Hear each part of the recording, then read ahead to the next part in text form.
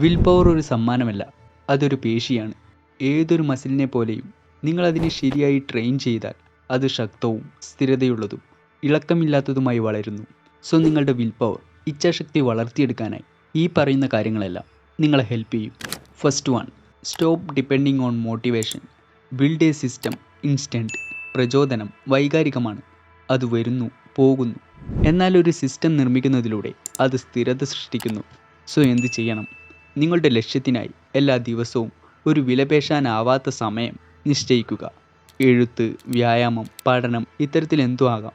So നിങ്ങൾക്കത് ചെയ്യാൻ തോന്നിയില്ലെങ്കിൽ പോലും ഞാൻ ഡെയിലി ഒരു 5 മിനിറ്റെങ്കിലും അത് എന്തായാലും ചെയ്യുമെന്ന് മനസ്സിൽ ഉറപ്പിക്കുക.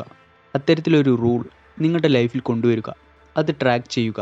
പുരോഗതി കാണുന്നത് ഇച്ഛാശക്തിയെ പോഷിപ്പിക്കുന്നു. Discipline beats emotion every single time. Second, understand